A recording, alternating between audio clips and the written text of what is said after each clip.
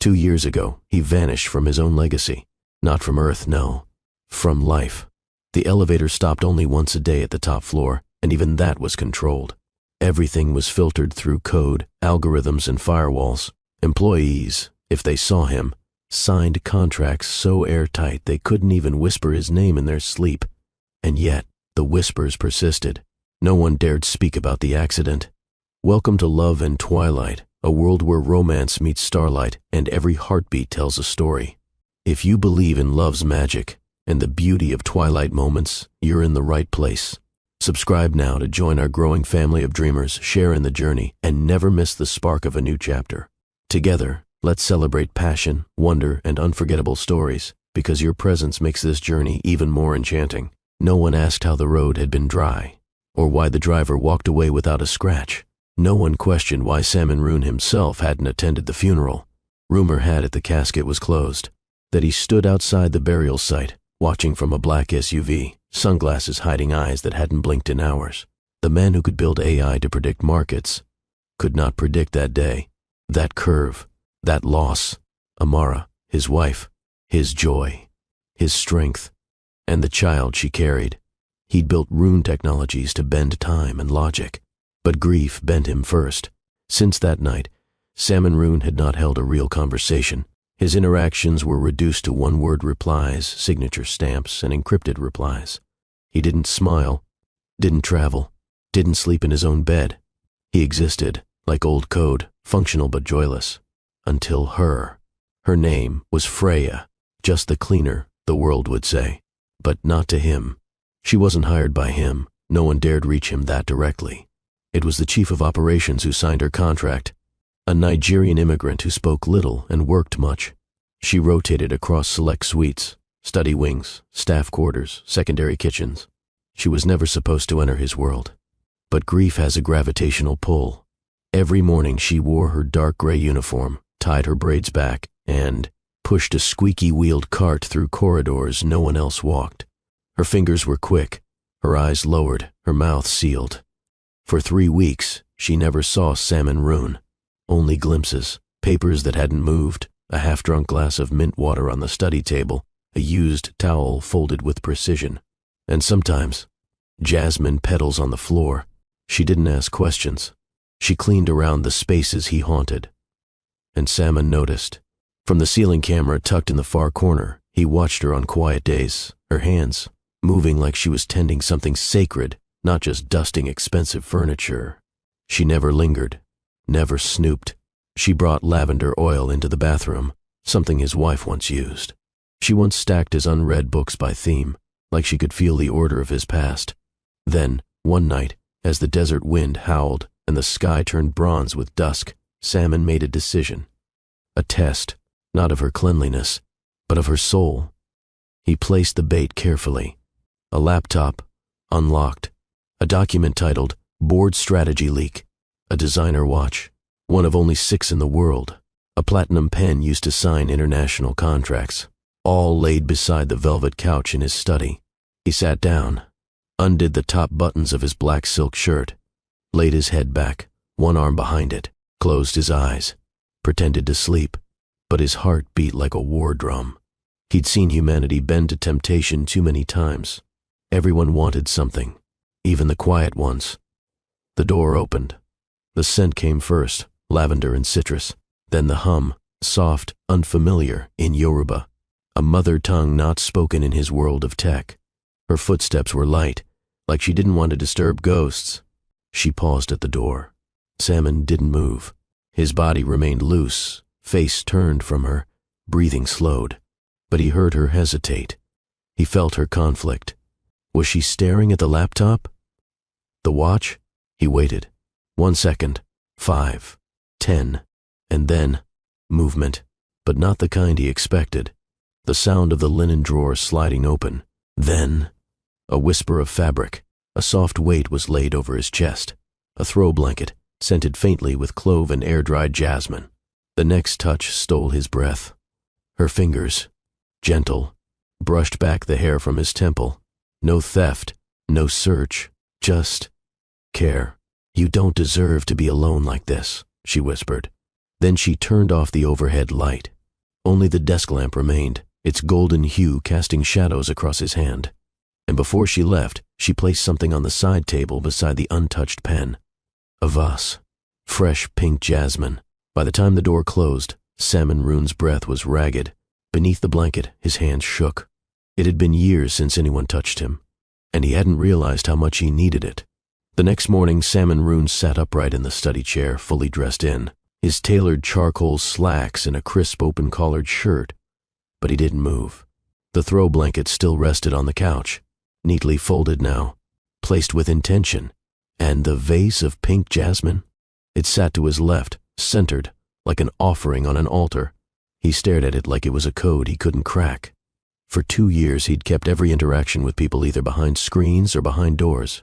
But Freya had breached both without ever speaking to him directly. No greed, no questions, no noise. Just lavender, jasmine, and that whisper that refused to leave his memory. You don't deserve to be alone like this. Those 8 words haunted him more than the accident, because she'd said it like she knew, not about his wealth, but about the whole grief left behind. And for the first time in years, Salmon Rune didn't dive into data. He didn't check the security logs. He didn't file a complaint to HR or file a breach report. Instead, he rewound the camera footage from last night and watched it again. Her hands had lingered for barely a second on his forehead, but in that second, something unexplainable passed between them. Something real. Freya, meanwhile, walked through the lower corridor like nothing happened. She wore the same gray uniform, though today it was ironed flatter than usual. Her braids were tied tighter. Her earbuds were in, but she wasn't playing music. Her thoughts were too loud. What did I just do? Is he going to fire me? She hadn't planned it. The moment overtook her. She saw him lying there, vulnerable in a way she hadn't expected. A man worth billions pretending to sleep, but really hurting. She hadn't touched the documents. She hadn't even glanced at the laptop. But that whisper she'd let slip, that was reckless. And worse, honest. She cleaned the guest bathroom on autopilot. The marble countertop was already spotless, but she wiped it anyway, over and over, not because of dust, but because of fear. Freya knew her job wasn't permanent. None of them were. Cleaners came and went in the Rune Empire like flickering lights, hired through contractors, vetted, watched, and she'd broken every silent rule. No speech, no sentiment, no softness. But he hadn't said a word. No call from HR, no email, no termination letter. And that scared her more. Later that day, she entered the main kitchen to restock supplies, and there he was, standing by the window with one hand in his pocket and the other holding a mug of black tea. His eyes were locked on the horizon, as if reading something written in the sand dunes. Freya froze mid-step. This was not the plan. He wasn't supposed to be here. She lowered her head, prepared to walk past quickly. Freya. Her heart stuttered. It was the first time he'd spoken her name. She turned slowly. "Yes, sir?" He didn't look at her right away. He sipped his tea. The silence stretched, not hostile, but heavy. "I've made an adjustment to your assignment." She swallowed. "I'm sorry," she blurted. "I overstepped last night. I should have—" "You're not in trouble," he interrupted. Calm. That stopped her cold. "You've been reassigned to clean the upper floor. My quarters. Personal spaces." She blinked. "I thought I wasn't permitted there." "I permit it now." The air tightened between them. "Why?" He finally looked at her. "Because you care for things." Her brow furrowed. "Excuse me?" "Not just clean them. You care. You treat rooms like they're alive." She felt her stomach twist with nerves. "I was taught that places heal when people treat them like they matter." A pause. "Do you believe that applies to people too?" She didn't dodge his gaze this time. "I do." After she left, Salmon stood alone in the center of the room, the silence around him now impossibly loud. The tea had gone cold in his hand. He wasn't supposed to feel anything for staff, especially not cleaners. That's what the world would say. But Freya didn't feel like a cleaner anymore. She felt like a question he hadn't dared to ask since Amara's last breath. That night, Freya climbed the private staircase, tools in hand, heart hammering in her chest. The door to his bedroom wing opened with a slow hush. She had never been up here. The room was minimalist but elegant. Deep blue walls, gray velvet drapes. The king-size bed was untouched. Perfect. Cold. But the couch, his couch, was slightly dented, the throw blanket from last night folded over the armrest. He had returned to the same spot. He hadn't used the bed in years, she could tell. Her eyes lingered on the dark shelves, dozens of untouched books, a digital fireplace, but no signs of life. She walked over to the coffee tray and placed a fresh mug down. Then, without overthinking, she reached into her pocket and placed a note beside the mug, a small slip of paper no larger than a receipt. She didn't sign it, just 4 simple words. Even shadows need light. The next morning, when she returned to clean, she saw it, a single gardenia blossom, and under it, a white card, typed, stark, direct, thank you. Freya stared at the white card. 2 words, simple, deliberate, thank you. Beside it, a single gardenia rested like a secret being offered back. Her fingers trembled slightly as she picked up the blossom, brushing its soft petals with the pad of her thumb. She hadn't expected a response, certainly not one so intentional. And yet, here it was, from the man who hadn't spoken to anyone without digital mediation in over 2 years. The man she was told never to engage. The man who was now, somehow, talking to her, without speaking. From his study, Salmon watched through the live security feed, not out of suspicion, but curiosity. She read the card slowly, hands steady, but her lips parted slightly, as though she were holding back a breath. He didn't know why he left it. The message wasn't for protocol. It wasn't to balance a social exchange. He simply needed her to know that she had shifted something, that her softness the night before had reached him in a way no board meeting, no therapy app, no meditative retreat ever had. Freya tucked the card into her back pocket. She didn't look at the camera. She didn't rush her movements. She continued wiping the corner shelf and aligning the pen trays. But her smile lingered, and it did something to Salmon he didn't expect. It comforted him and scared him, because comfort was something he hadn't allowed himself to feel in 2 long, bitter years. Over the next few days, their pattern began to change. She arrived at the same time, 9:15 a.m. He no longer left the room. Sometimes, he sat with his laptop open, eyes flicking across a screen while she dusted the window edges. Other times, he stood barefoot at the glass wall, watching the city expand. Under morning light, while she silently vacuumed the lounge rugs. No words, but the air between them grew thick with unspoken understanding. One day, as she passed him with her cart, she whispered, "You look tired." It wasn't an invitation, or a comment to provoke sympathy. It was truth, and he didn't flinch. He replied quietly, "I don't sleep in that bed." She looked at it, the untouched linens, perfectly squared pillows. "Why?" "I can't." Her hand brushed over the doorknob as she passed. "Then maybe try somewhere else." The next morning the bed was slightly rumpled, not slept in fully, but sat on. On the 5th day, he left something again. A note, tucked inside the edge of her cleaning log. Typed, no flourish. The jasmine reminded me of Amara. No explanation, just her name. Freya didn't know what to write back. Instead, she lit a small stick of incense and left it beside the windowsill. Jasmine scented, just one. And beneath it, she placed a reply written in pen. "Memories don't die. They wait for us to live again." That night, Freya finished late. The kitchen had needed extra time. The staff had prepared a surprise guest dinner in his absence, though no guest ever showed. She had stayed back to re-sanitize the countertops, re-wrap the cutlery, and seal the waste. By the time she climbed the stairs to finish the private quarters, the moon was high. The lights were dimmed, the floor warm under her flats. She pushed the cart softly toward the study. He was there, this time not watching, not pretending, just waiting. No screens, no papers. He sat on the couch where she had once placed the blanket, a thin hardcover book open in one hand. He looked up slowly when she entered. Freya's heart jumped. She stopped walking. He gestured, not with his hand, but with his eyes, toward the empty seat across from him. She didn't move right away, but then she did. She left the cart behind, walked to the low leather chair opposite him, and sat. No words. For several minutes, only the ticking of the wall clock existed between them. Then he closed the book and said, "You're not afraid of me." She looked at him. "Should I be? Most people are." She considered her answer. "I think grief makes people unrecognizable. That's not fear, that's confusion." He didn't blink. "Are you confused?" "I was.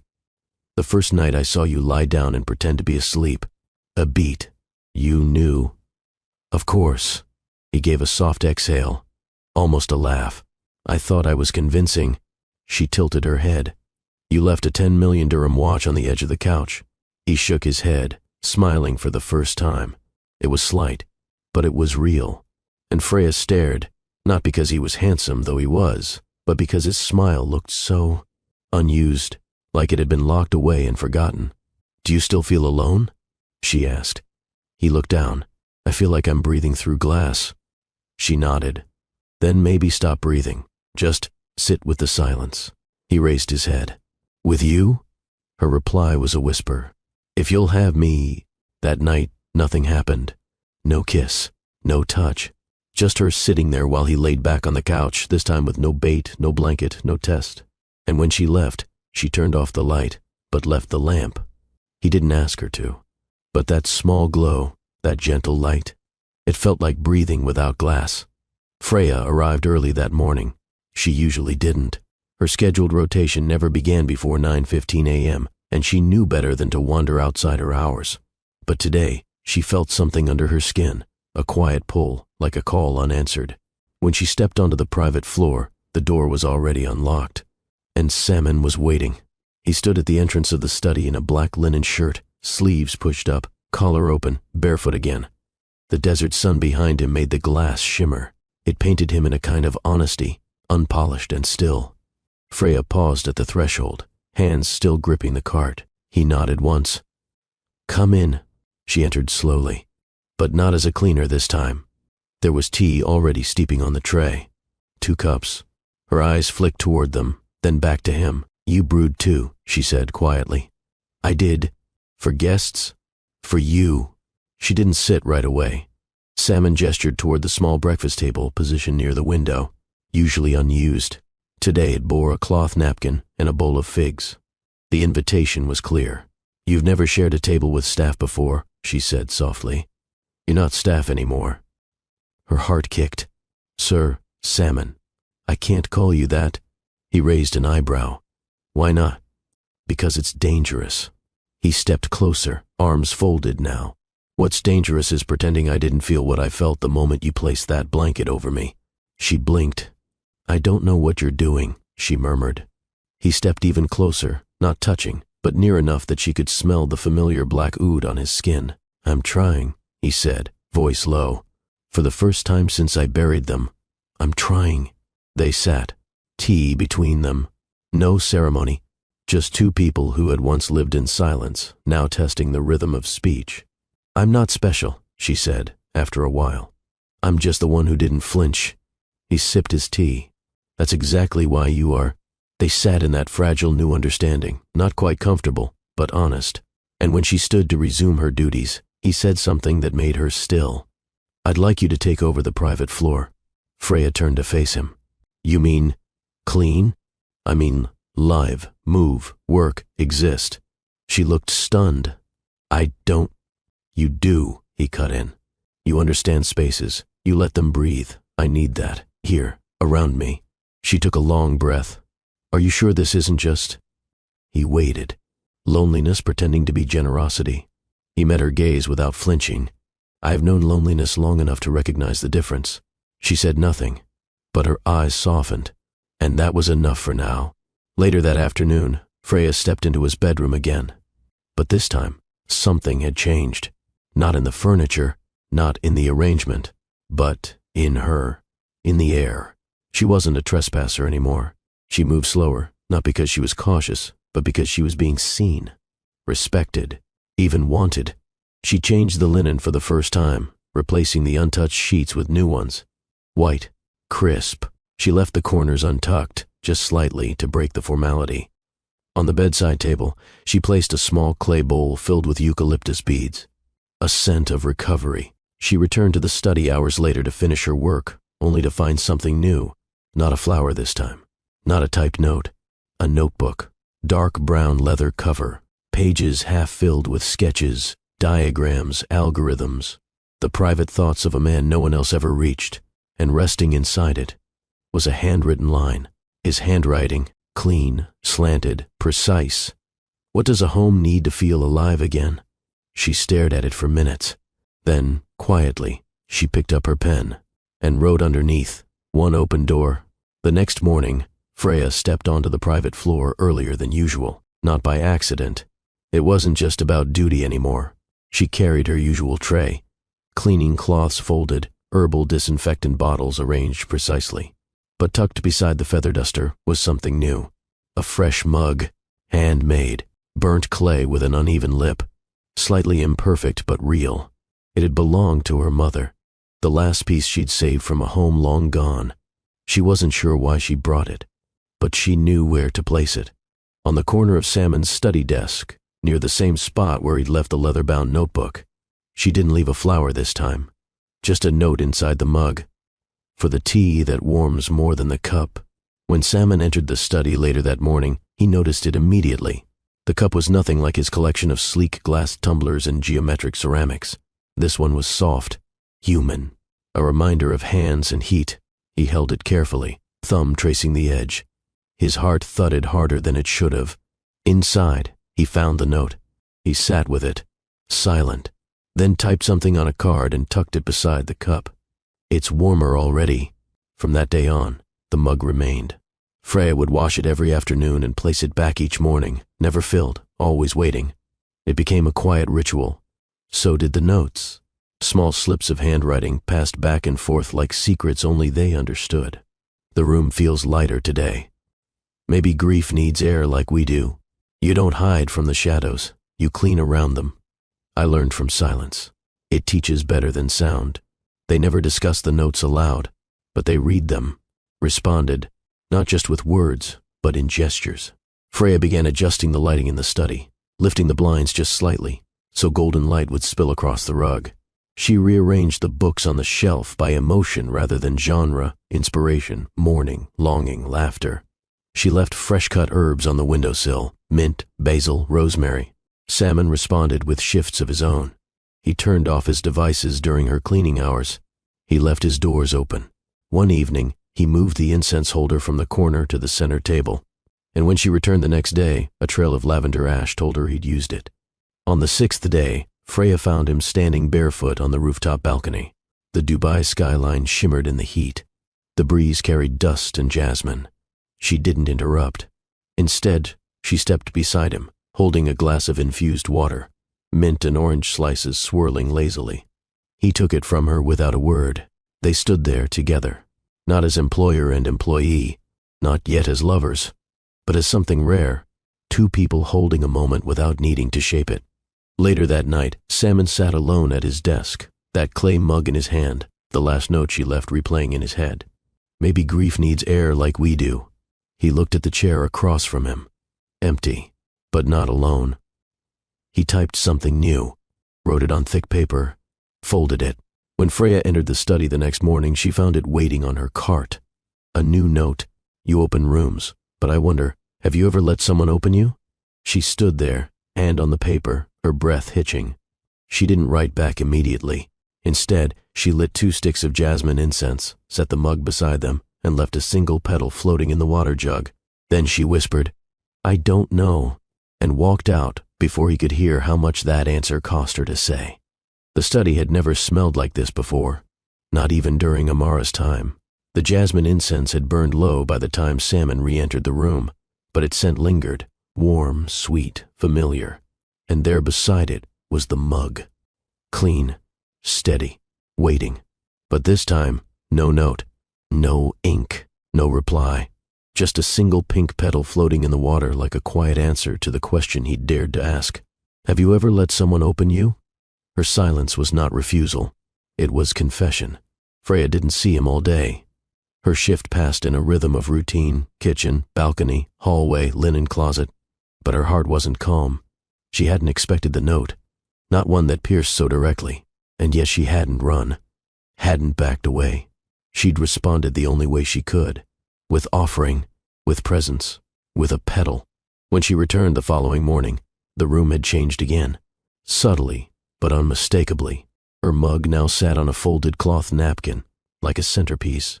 The incense tray had been polished and reset with 2 new sticks, sandalwood and citrus. And in the center of the desk, beneath the edge of the leather notebook, was a pristine gardenia. It wasn't wilted like last time. It hadn't been picked from a rooftop or clipped from a vendor's stall.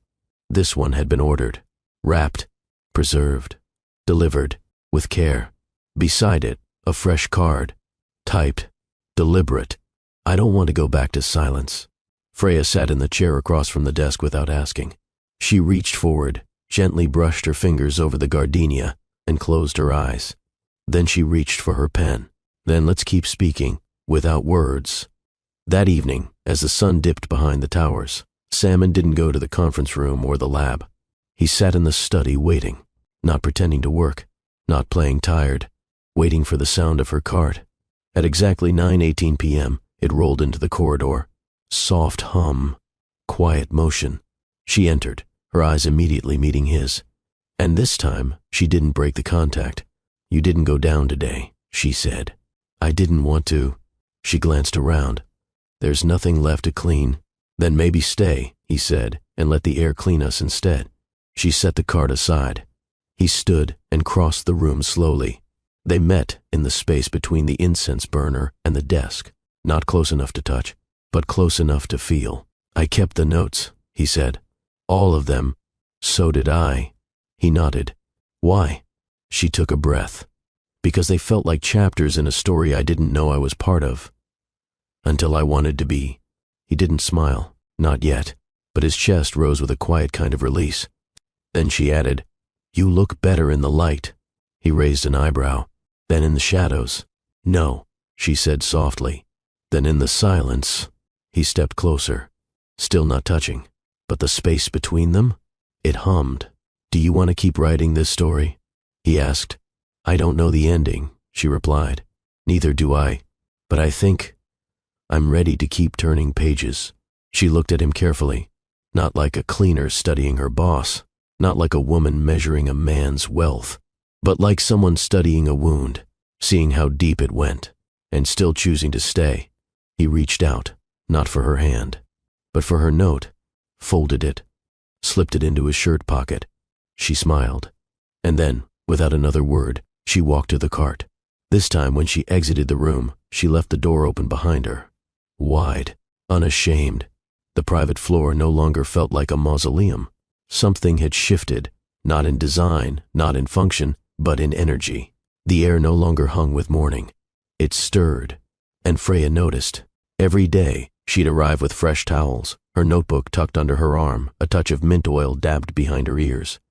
But instead of diving straight into the routine, she found herself pausing, looking, noticing. There, in the far corner, was a navy cashmere throw that hadn't been moved in. A week. Except now it had a slight dent, like someone had curled beneath it. His tea was half empty, not untouched. The light from the reading lamp stayed on longer.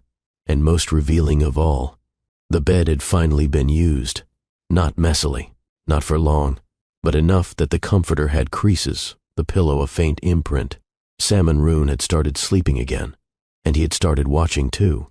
From the study's built-in camera, now manually controlled, he sometimes reviewed her movements after hours, not in the way of surveillance, but in the way of someone remembering what it was like to be interested in another human being. Freya didn't just clean, she tended. Her hands were gentle with the curtains. She adjusted the angle of the blinds depending on the morning light. She placed eucalyptus leaves under the corner of the bed frame. She even started leaving books open to pages she liked. He found a post-it once. It read, page 112. Because healing isn't linear. It was underlined in pink ink. Her handwriting was unmistakable. The next day, he left a reply in the same book. Agreed. But sometimes it circles back to the right place. Their communication became a rhythm. No greetings, no names. Just acknowledgments passed between objects, paper, and pauses. One afternoon, Freya entered and found him seated in the corner of the study, typing rapidly. He didn't look up. She moved around him quietly, dusting shelves, refreshing the tea tray. But halfway through restocking the cabinet, she paused. "What are you writing?" she asked, voice careful. "Code," he answered. "For—" He hesitated, then turned toward her. "For something that understands grief better than any machine should." She nodded, absorbing the weight of that answer. He went back to typing. She didn't ask more, but before she left the room, she placed a slip of paper on his desk. "Even machines need to be listened to. But you, Salmon, you need to be held." The next morning, she found a velvet pouch waiting for her on the table. Inside, a chain with a single teardrop-shaped stone, blue tourmaline, and with it, a note. "This doesn't fix anything, but it reminded me of the color you wore the night you covered me with a blanket." She didn't cry, but she wore it. And she didn't hide it under her uniform either. The rooftop garden, once left to overgrowth, began to change too. She started tending to it. She asked for no permission, just appeared with pruning shears one day, clipped dead blossoms, cleared fallen petals, watered what had been forgotten. Salmon noticed, but didn't interrupt. He watched from the glass as she knelt in the dirt, sweat purling along her neck, humming again, in that language he didn't know, but felt like it reached deeper than any English ever could. And then came the first shared moment of vulnerability, a real one. He walked into the bedroom one evening as she was changing the sheets. Their eyes locked. She froze, one hand still clutching the folded sheet. He didn't step back, didn't apologize. Instead, he simply said, "I haven't seen my bed in sunlight for 2 years." She dropped the sheet and whispered, "Now you have." They stood at opposite sides of the bed, not as lovers, not as strangers, but as people building a bridge with no blueprint. It started with proximity, not the kind you feel in crowded rooms or elevators. No, this was the kind of closeness that made you forget you were ever alone. Freya no longer waited to be dismissed. Salmon no longer feigned distraction. They spoke in small doses, like taste testing a language neither had used in years. "You left the curtains open this time," she said one morning. "I wanted to see what light does to the walls." She smiled faintly. "It softens them." He glanced at her. "What softens you?" She paused, then replied, "Not being watched. Being seen." That answer stayed with him all day. On another afternoon, Freya found him sitting on the floor near the low bookshelf, legs folded, glasses on. He looked up as she walked in. "I didn't know you wore glasses," she said. "Only when I'm reading something I don't want to miss." "What's on the page that's so important?" "Pain." She blinked. He turned the book so she could see the title, The Architecture of Grief. She didn't speak. Instead, she lowered herself to the floor beside him. No touching, no leaning, just shoulder to shoulder with silence. And when she finally whispered, "I stopped reading books about pain," he nodded. "Why?" They started sounding like my thoughts. Every time they shared moments like this, Salmon felt something uncoil inside his chest, not release, recognition. She didn't treat him like he was broken or untouchable, and she didn't offer solutions, just space, the kind of space Amara used to give him, not to fix him, to find him. He started waiting for the sound of her laughter. It was rare, but when it came, light, brief, often in response to something clumsy he said, it carried through the penthouse like a melody, and it changed the way he heard silence. Late one evening, he found her humming on the rooftop garden again. She was kneeling in the dirt, pulling dead roots from under a hydrangea bush. "You're supposed to rest," he said from behind her. She didn't flinch. "I find peace here, even in the heat, especially in the heat." He stepped closer. "Why?" "Because sweat reminds me I'm alive. The ache in my back tells me I'm needed." He stared at her, sun on her skin, curls escaping her scarf. Then softly, "You are." They didn't touch, but their voices became hands. One night she entered his study to find the desk cleared. No laptop, no files, only 2 glasses of rose-colored water and a plate of sliced figs dusted with sea salt. He stood by the shelf, tracing the spine of a book. "You don't have to stay," he said. "But I can," she asked. "You already do."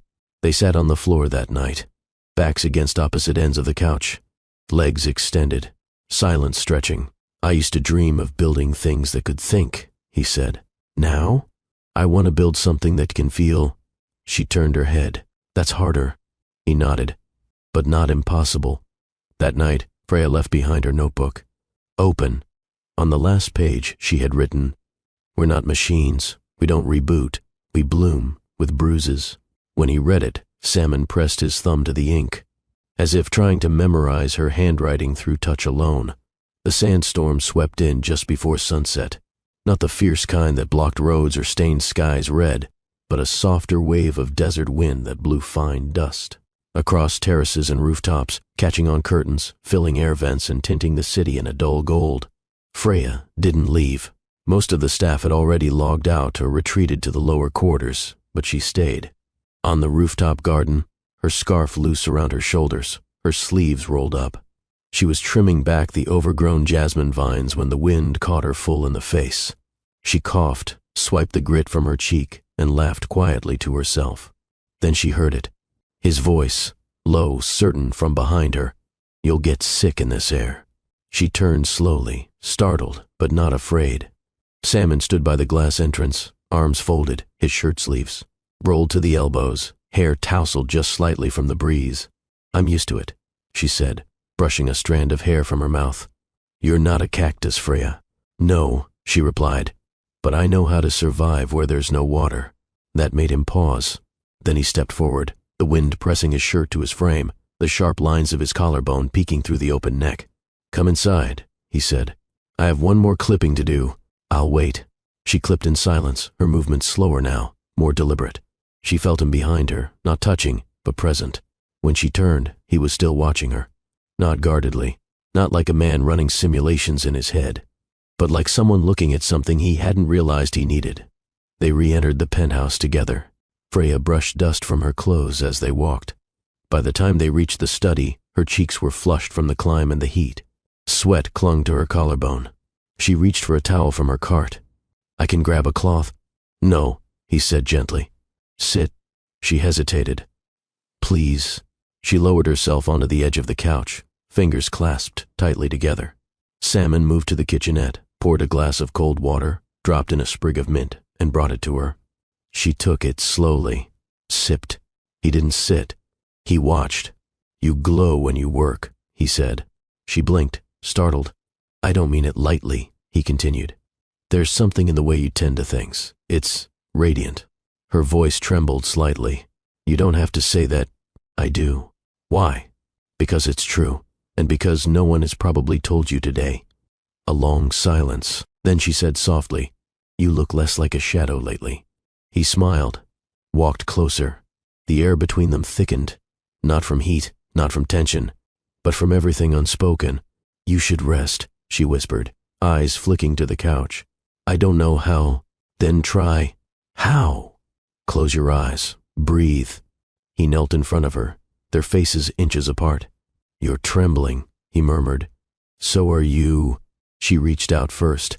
Her fingers brushed his wrist. He didn't flinch. In fact, he exhaled, like he'd been waiting for permission to breathe. Then she said, almost inaudibly, "You don't need fixing. You just need feeling." His eyes dropped to her mouth. And then, finally, the distance dissolved. He leaned in. Their lips met, slow, cautious at first, then deeper, warmer. She opened for him with trust. He kissed her like he was discovering skin for the first time. When they pulled apart, she rested her forehead to his. "I'm covered in dust," she said. "I've been living in it," he replied. "You're the first clean breath I've had." The night after the rooftop moment, the city refused to sleep. Dubai shimmered beneath the sky, its towers alive with blinking lights, its roads glowing like veins under glass. Inside the penthouse, though, the only light came from a single lamp in the corner of Salmon's study. Freya stood by the window, her fingers barely touching the curtain. She didn't know why she was still there. Her shift had ended an hour ago. The cart was already back in the lower corridor.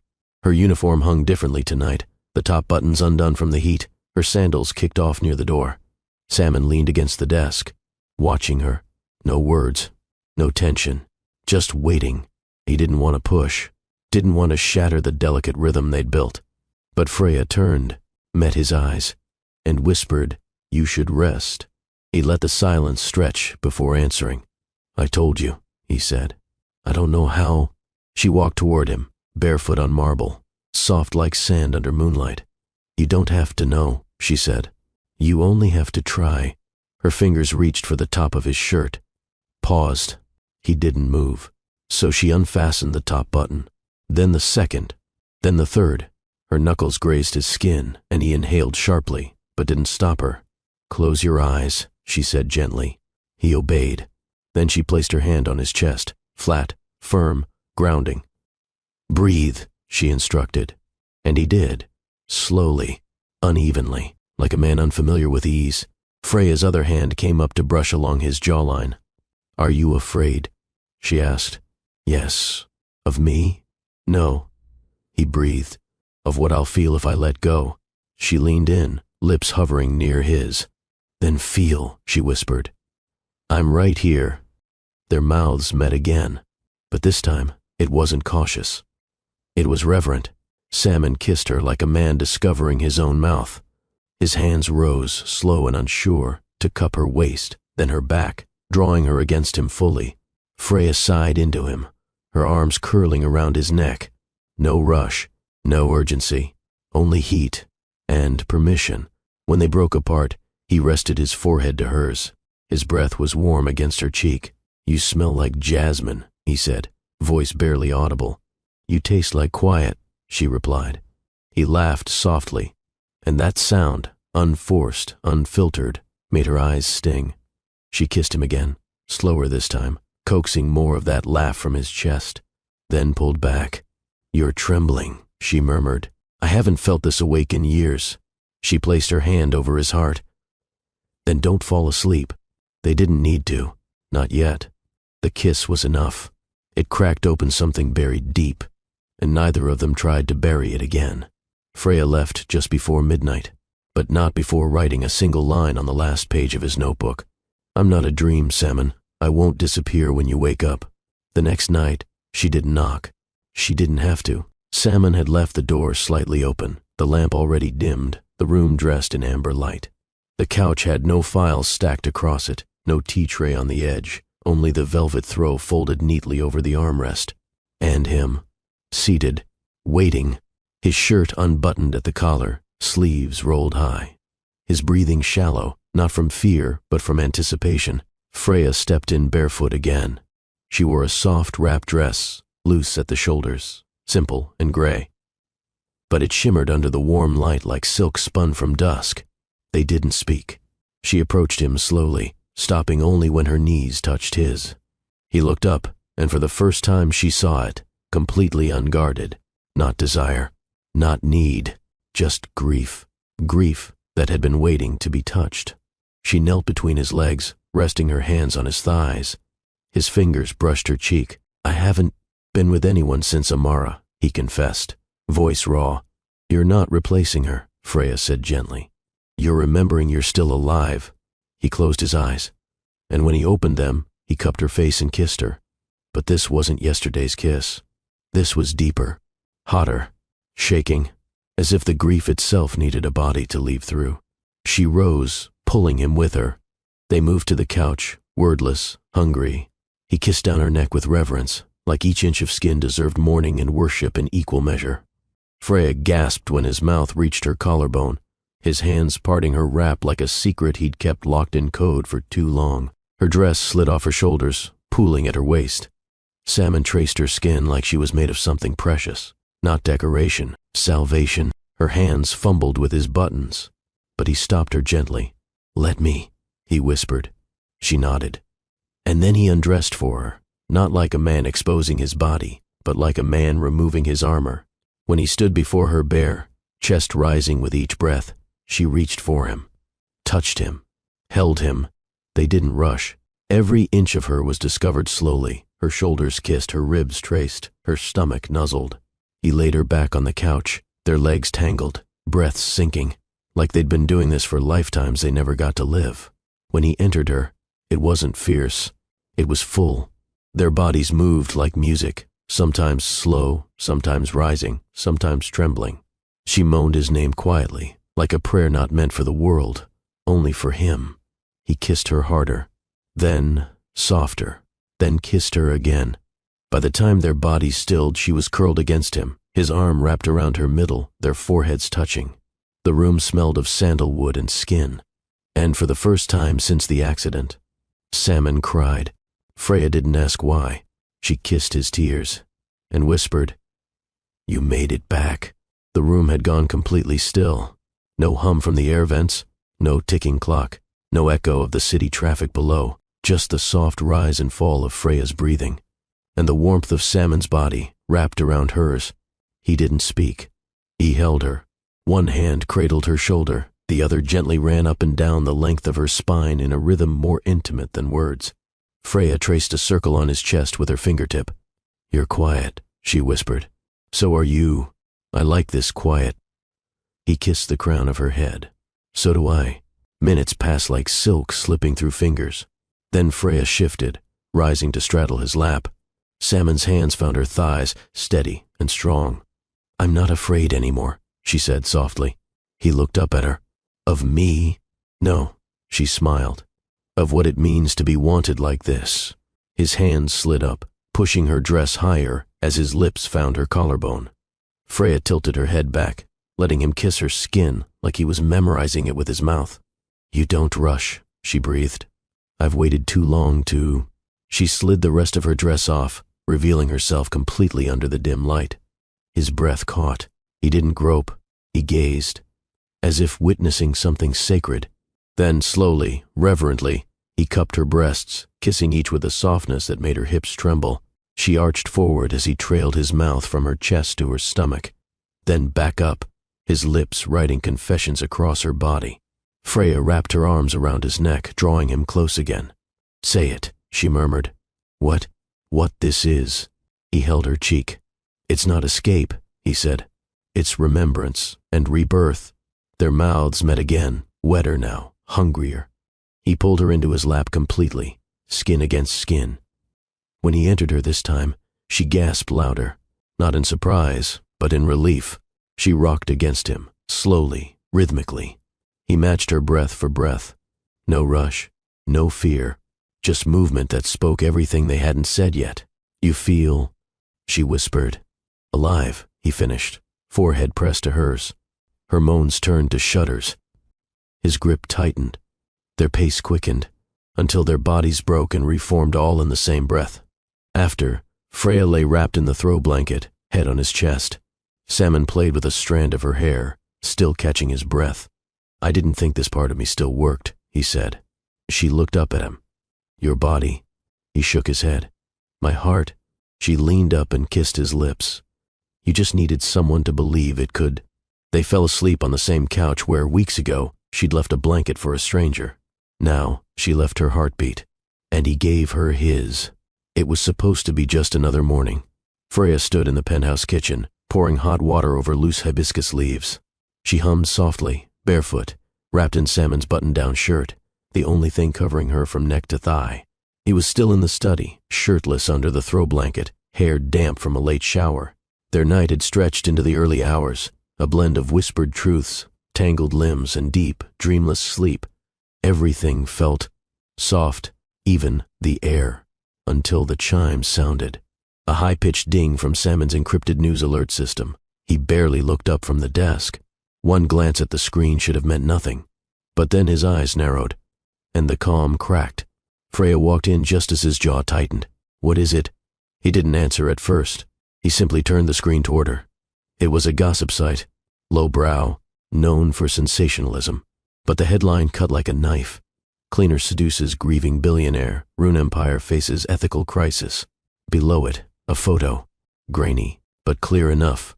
Freya, leaving the rooftop garden at dusk. Hair down. Shirt clinging to her skin from sweat. Eyes cast down. Salmon's shadow faintly visible behind the glass doors. Another photo. Her cart parked outside his private suite. Then a third. Her exiting the private elevator, holding the clay mug. The same one she'd given him. Her hand went to her mouth. Oh, God. Salmon stood. Someone planted this. Your staff? Or worse, a competitor? Freya's voice dropped. "They'll think I was manipulating you." He walked to her, took both her hands, then let them talk. "No," she said firmly. "You don't understand how this looks. I don't care. You have to care," she whispered, voice sharp with urgency. You're not a man anymore to them, Salmon. You're an empire, and they'll tear you down with one rumor if you let them. His grip tightened. I'll deny nothing, and I won't let them destroy you because of me. She pulled away, moved to the far window, eyes wet, chest rising in short bursts. They'll say I planned this, that I targeted you. He followed her slowly. You think I can be manipulated that easily? That's not the point. Perception is... Silence filled the room. Only the soft bubbling of the tea kettle could be heard in the background. Finally, he asked, Do you regret it? Freya turned to him, fierce and glassy-eyed. Don't ask me that. Then what are we doing? She swallowed. We were healing. And now? She reached for the nearest chair, steadied herself, then said, Now, we have to protect what we've built, even if it means stepping away. Salmon's face hardened. No, I won't let you lose your company over a headline. He stepped closer. I've already lost everything before you. Then don't lose this. He reached out for her. She stepped into his arms, buried her face in his chest. His voice was raw when he said, I can't go back to silence, Freya. Her reply was muffled by tears. Then promise me you'll fight, but only after I leave. No, promise me. The kettle began to whistle, but neither moved, because everything else had already come to a boil. The penthouse felt different now, not because the furniture had changed or the skyline had dimmed, but because the quiet between them was no longer safe. It was waiting. For a goodbye, neither wanted to speak. Freya folded the last of her things into the linen satchel she'd hidden in the service corridor weeks ago. A single pair of shoes, 3 gray uniforms, the clay mug, and the chain with the blue tourmaline pendant, still warm from her skin. She clutched it in her palm, then laid it gently on his desk. Salmon stood behind her, still, stoic, watching like a man trying not to shatter. You don't have to do this, he said for the 3rd time. She didn't turn around. I do. Let me issue a statement. That you fell for the cleaner, that you're in love with the woman the media just branded a gold digger? I don't care what they say, but I do, she said, voice breaking, because they'll paint you as weak, and if that happens, they'll use it against your vision, your team, your shareholders, everyone who believed in Rune Tech before they believed in me. He closed the space between them, his voice almost pleading. You're not a liability. No, she whispered. I'm a story they'll never stop retelling if I stay. She turned to face him now, eyes red but clear. This empire has to survive, because it was born from your brilliance, not from scandal. His jaw clenched. Then let's go together. You can't walk away from your own name. Her hand touched his cheek, but I can disappear without destroying it. A long silence hung between them, the kind that tasted like metal. Then he reached into his pocket and pulled out something small. A folded piece of paper. He placed it in her hand. Read it after you go. She stared at it, then nodded. Freya changed in the staff bathroom, back into her uniform, as if everything had been a dream, as if her hands hadn't once traced his ribs, as if her lips hadn't kissed life back into his, as if she hadn't meant every note, every whisper, every moment. When she returned to the suite, he was gone, not absent, just unable to watch her leave. She stood at the threshold of the study, looking at the couch where it all began. Then she walked to the pillow and placed 3 jasmine flowers on it. One for memory, one for love, one for goodbye. The elevator doors closed behind her, and with them, the chapter of something holy. Outside, she opened the paper. His handwriting filled the small sheet. If I ever mattered to you, let me find you again. Not as your CEO, not as your scandal, but as your man. Beneath it, the coordinates of the rooftop garden. And a date, 2 months from now. Sunset. The rooftop garden had never felt louder.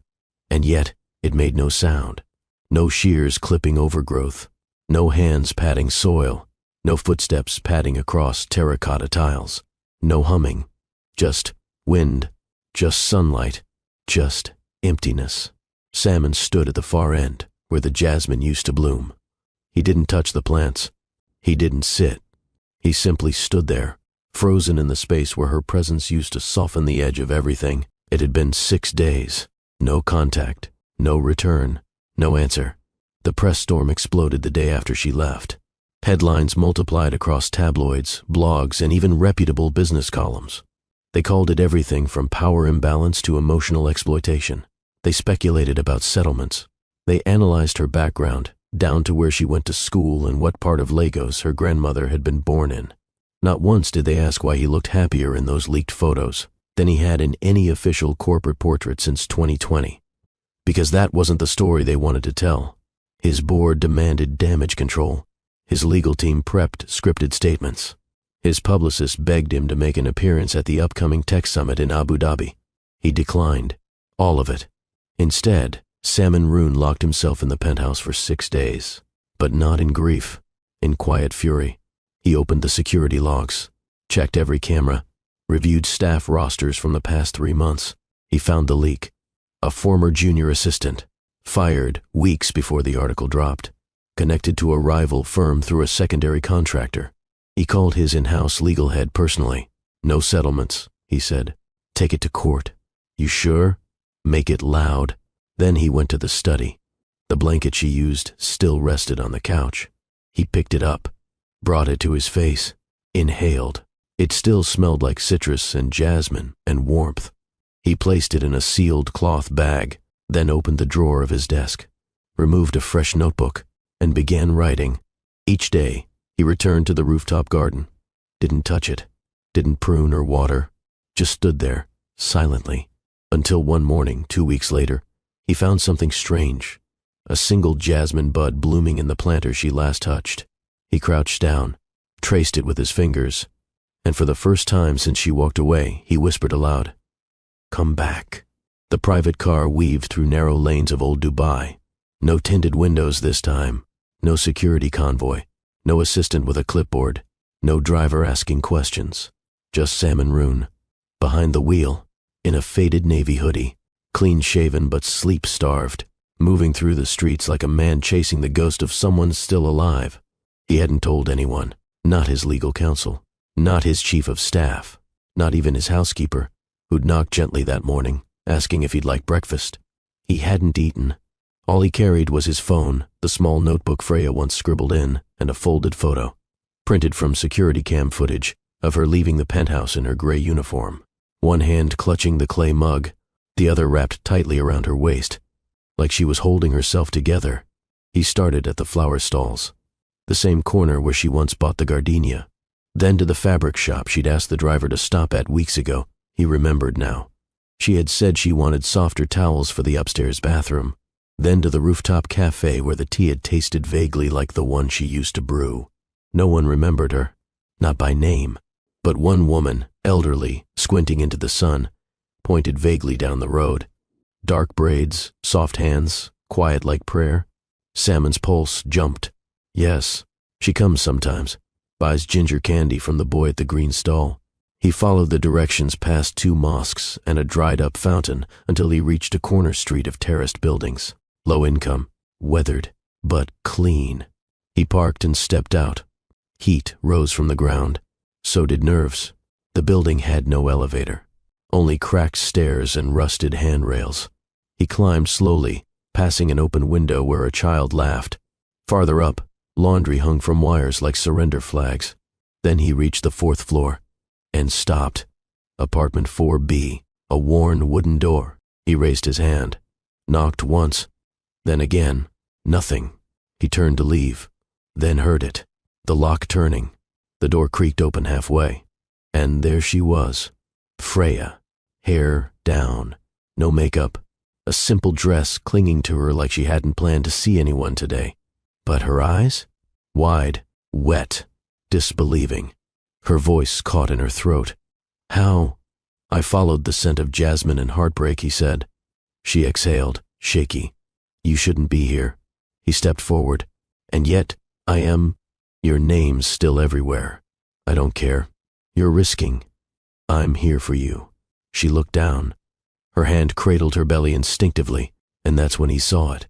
Her stomach, full, rounded, alive. He froze. Emotion hit him like a wave to the chest. "Freya," he whispered.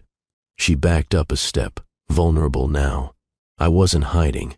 I just didn't want to be accused of having motives." He stepped into the doorway. No motive matters more than this. She looked away, tears clinging to her lashes. I didn't want you to think I stayed because of this. He reached for her hand. Freya, he said, voice shaking. I wanted you before I ever knew. I want you still. Then he dropped to his knees and placed both palms gently on her belly, pressed his forehead there, and whispered, You brought me back to life, and now you're carrying 3 more. Freya stood still as his forehead pressed gently against her belly, his hands trembling against the curve of new life. She didn't speak. Couldn't, because in that moment something sacred passed between them, raw and wordless. When he finally looked up, his eyes were red but unwavering. You're showing, she nodded. How far? 4.5 months. His breath caught. Triplets? She blinked, then smiled softly. Yes. He laughed, not the composed chuckle of a CEO or the forced smile for a camera. This was laughter stripped down to the bones, half disbelief, half joy. Then he stood and pulled her into his arms tighter than ever before. She melted into him, and all the days apart crumbled like dried leaves. Inside the apartment, things were humble.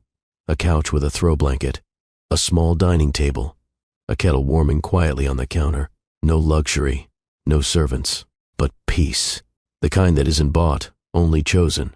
She poured him tea, sat across from him, watched him hold the mug like it was something fragile. I didn't know how to tell you, she said quietly. You didn't have to, he replied. You were never obligated. I didn't want you to think I expected anything. I don't think that, he said firmly. Not once. She traced her finger along the rim of her cup. I left because I wanted to protect you. He reached across the table, took her hand. You are my protection. They didn't need to explain what had happened since. The headlines, the boardroom chaos, the rooftop silence. What mattered was now, this room, this belly, this chance. That evening, he stayed. They didn't speak much after dinner. He sat behind her on the couch, his arms around her waist, her back against his chest. His hands splayed protectively over her stomach. They watched dusk settle through the open window, the call to prayer echoing faintly through the streets below. Freya rested her head against his shoulder. I was afraid I'd only ever be a passing chapter in your story, she whispered. He kissed the top of her head. You're the part that made me worth reading. Later that night, she walked him to the door.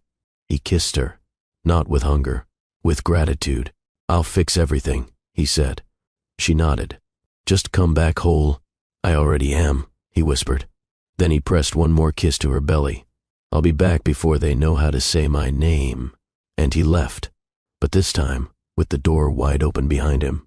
The following afternoon he returned, not with roses, not with gifts, but with silence, the same kind she once used to clean his spaces, gentle, non-intrusive, meaningful. Freya opened the door wearing a navy dress that hugged her curves but moved like water around her ankles. Her eyes held him longer this time, less surprised, more sure. I made stew, she said softly. I brought coconut bread, he replied. They exchanged these words like offerings, small proofs of effort. Then he stepped inside, and stayed. She led him to the small living room where the fan turned lazily overhead. They ate on the floor. He sat cross-legged. She leaned back against a stack of cushions, her hand resting on her belly out of habit now. Salmon watched her more than he ate. She had always been beautiful, but now there was a glow that no lighting could reproduce. Her skin had a calm flush. Her voice had rounded at the edges, softer, warmer. He had kissed this woman before, but now he admired her. After they cleared the plates, she walked him to the low sofa and eased herself beside him, careful with her weight. Family can take years to build, but when built right, it becomes a kingdom no storm can touch. If you believe real love is worth the wait, drop a heart emoji in the comments and don't forget to like, subscribe, and share this story. Let's spread hope together. He reached for her hand. She gave it freely, but her other hand still hovered over her belly. He looked at it, then looked at her. I've thought about them every day, he said quietly. I know. I imagined holding them, naming them, reading them notes you used to leave me. She smiled. He reached over, paused. May I? Freya nodded. He placed his hand gently on her stomach, palm flat, fingers spread. Nothing happened at first, just warmth. Then, faint, fluttery, A movement, like bubbles bursting from deep underwater. His eyes widened. Was that— "They know your voice," she whispered. Salmon swallowed hard. His thumb brushed over her skin. "Do they know that I love them already?" "They will," she replied, eyes glassy. "Because I'll tell them, every single day."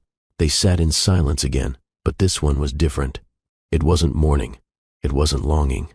It was presence, the kind that fills every corner of a room until there's nothing left to fear. As dusk fell, Freya took his hand and placed it lower, guiding him across the swell. "Here," she said.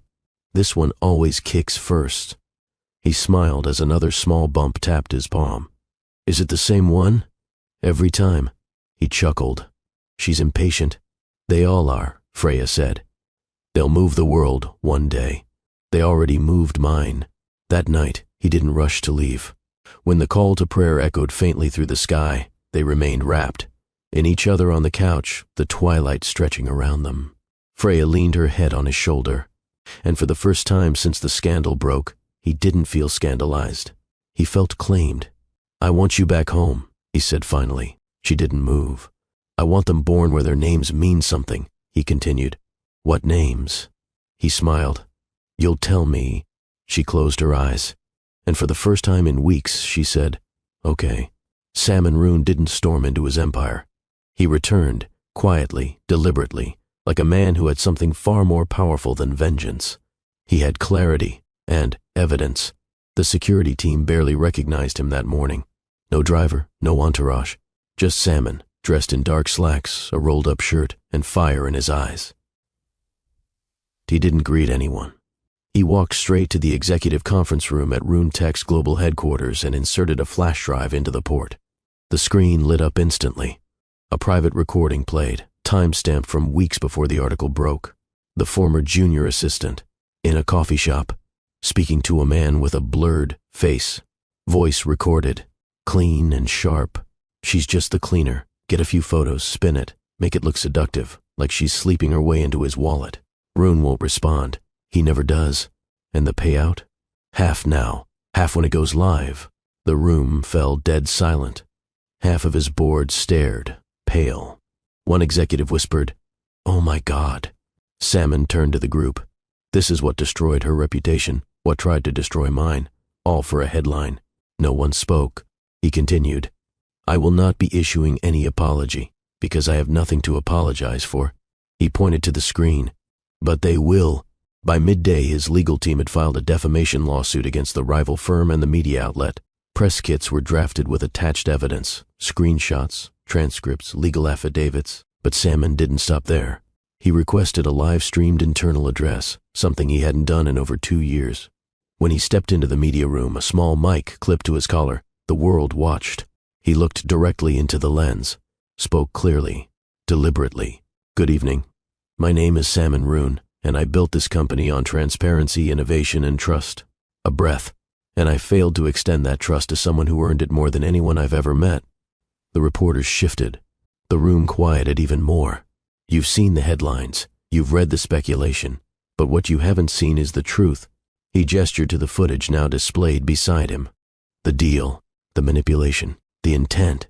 He didn't raise his voice. He didn't flinch. He let the truth speak for itself. Then, softly, "She wasn't a scandal. She was my sanctuary." The feed ended 10 minutes later. By the hour's close, hashtags had shifted. Justice for Freya, Sautrarune redemption, and power with truth. Later that evening, his personal inbox was flooded with apology letters. Executives, journalists, investors. But Salmon only forwarded one message, to Freya. A simple text. "It's done. I'll be home by morning." The lobby was packed. Cameras flashed. Microphones extended. Reporters jostled for position as security held the crowd at bay.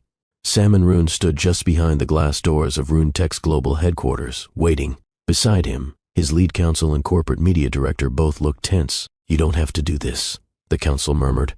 Salmon adjusted his cuff. "Yes, I do." Then he stepped out into the firestorm. The press surged forward, shouting over each other. "Mr. Rune, do you confirm the allegations were fabricated? Is there a relationship between you and the cleaner in question? Do you plan to step down from your position?" Salmon raised one hand. Silence fell. He stepped to the podium. No notes, no teleprompter, just his voice. "I want to thank every journalist here who waited before drawing conclusions." His eyes swept the room. "To those who didn't, your silence today is louder than your headlines." A low murmur spread across the press pit. He continued, measured and composed. "There is no scandal. There was no seduction. What happened between me and Freya was not manipulation. It was humanity." He let that settle. Humanity, in the form of care, presence, and tenderness. From someone who had nothing to gain and everything to lose. A beat. "I didn't fall from grace." He looked up directly into the nearest camera. "I rose from grief." He paused. Let that linger. Then said quietly, "I wasn't seduced." He stepped back from the mic, walked to the edge of the platform. "I was saved." The room went still. No one moved. No one dared interrupt. A few reporters lowered their cameras. Then, one brave voice from the back, "Mr. Roon, are you still with her?" He didn't hesitate. "Yes." "And do you plan to stay with her?" A small smile. "I plan to marry her." Another round of murmurs. Flashes. Gasps. But Salmon didn't wait for more questions. He stepped off the stage and walked straight to the exit, leaving the press conference exactly as he had entered, on his terms. Back in his car, the driver handed him his phone. One message from Freya. Just a single line. "I'm watching. And I believe you." The city buzzed that night. But up in the penthouse, it was quiet. The kind of quiet that had once been filled with sorrow. Now it held hope. It began with the sound of typing. Thousands of keyboards across the world. Analysts, tech writers, cultural commentators, all rewriting their narratives about Salmon Roon. No longer scandalized. Now, sanctified. The clip from the press conference went viral within 3 hours. Major outlets picked it up. International networks looped it. The line, "I didn't fall from grace. I rose from grief," was quoted by CEOs, therapists, and even faith leaders. But what captured everyone most was the still image. Salmon Roon, walking away from the podium with his head high. No notes, no handlers, no flash of arrogance. Just clarity and love. Social media turned. Say saved him, Roon resurrected. Frey deserved better power without cruelty. For the first time, the internet didn't just retract, it repented. Investors called, not with ultimatums, but congratulations. A prominent shareholder said, "You reminded us that leadership isn't about image, it's about truth." One of the journalists who had written the original damaging piece tweeted a public apology. And in the mailroom of Roon Tech, hundreds of handwritten letters poured in. From cleaners, from single mothers, from widowers, from people who had felt invisible. Every one of them thanking Salmon Roon for showing that love was not beneath power. It could be power. Inside his penthouse, Salmon stood by the floor-to-ceiling window, watching the horizon. The sky was changing, and he knew why. She had changed it. He picked up a sealed envelope from the desk. The one he'd written 2 months ago. The one with the coordinates. The date. The sunset. The rooftop was being prepared. Not with red carpets, not with photographers, but with chairs, a string of soft lights, and a single table with 3 tiny white booties folded beside a bundle of jasmine. In old Dubai, Freya sat on her narrow bed, the girls inside her tumbling like waves in her belly. The sunlight hit the note he'd sent her again. She picked it up. Read the last line out loud. "This isn't a comeback, it's a homecoming." At exactly 6:43 p.m., as the sun slid low behind the skyline, applause erupted from the balcony outside the penthouse. Not from press, not from strangers, but from Roon Tech's inner circle, standing along the balcony rail. They weren't clapping for a product or a patent. They were clapping for a man who remembered how to be human, and the woman who reminded him. The sky over Dubai turned molten. That soft, dusky hour when light bends against glass and everything, roads, buildings, even people, glows. Salmon stood barefoot in the rooftop garden, one hand in his pocket, the other holding his phone. Freya had texted 2 words. "It's time." He didn't wait for the car service. He grabbed his keys, descended the tower's private elevator, and drove. Himself through the traffic, eyes sharp, breath held in bursts. It wasn't fear. It was readiness. A kind of anticipation that no boardroom had ever stirred in him. At the hospital, a nurse recognized him instantly, but no one asked questions. He moved past waiting rooms and nurses' stations until he reached the door marked with her name. It opened before he could knock. Freya stood inside, one hand pressed low against her belly. Her curls were damp from sweat, lips parted, a soft sheen of effort on her skin. She was radiant and trembling. "I didn't want to call anyone else," she whispered. He stepped in. "You don't have to." She reached for his hand. He took it and didn't let go. The room smelled of lavender and sterile linens. Freya lay back, breathing deeply, face turned to the window as the sunset kissed her cheeks. Salmon sat at her side, wiping her forehead, whispering in her ear. "You've got this." "Don't lie," she said through a groan. "I'm not. You terrify me right now, in the best way." She half laughed, half cried. "That's because you've never seen real pain before. I watched you walk away from me. Nothing compares." Her grip tightened. Then the doctor entered. "Ready?" Freya nodded once. A deep inhale. The room shifted. Everyone moved into place. Salmon held her hand. Didn't blink, didn't breathe, until he heard it. A cry, then another, then, unbelievably, a third. 3 whales, 3 lives, born under a rose-gold sky. Time slowed. He didn't know when the nurses placed them in his arms. All he knew was that his lap held 3 tiny girls bundled in cream wraps, their eyes blinking against the new light. Freya looked at him, weak but smiling. "Meet your daughters." He opened his mouth, closed it, then sobbed, unashamed. He pressed kisses to each of their foreheads. "Which is which?" he whispered, voice cracked with joy. Freya whispered, "Ava, firstborn." She came out feet first, of course. "Nani," she stretched before she cried. "And Naomi." She didn't scream. She just looked at me. Salmon nodded, his tears dripping onto the fabric that wrapped them. "They're everything I never dared to ask for." That night, while Freya slept, he sat in a chair beside her, the 3 girls in bassinets near the window. He wrote their names into his notebook. Ava, life; Nani, grace; Naomi, fire. Then beneath them, one line. This is the day the silence ended. The sun was gone, but the room glowed, not from the overhead lights, which had been dimmed to a soft halo, but from the warmth of breath and heartbeat, of quiet voices and the weight of new life. Freya stirred gently, her eyes fluttering open to see Salmon beside the window, cradling one of the girls. She smiled, weak but full. "Which one do you have?" "Nani," he whispered. "She hasn't stopped staring at me. She's probably judging you. She gets that from you." Freya laughed, a small one, but real. He crossed to her bedside and sat down, placing Nani gently on her chest. Then he turned and picked up the second, Ava, and rested her on his lap. "She stretched her legs out like she owns the room," he murmured. "I think she already believes she's the CEO. She is." Naomi slept, swaddled in a warmer wrap, her chest rising in delicate rhythm. Freya looked at all 3. "We don't have to rush naming them." Salmon shook his head.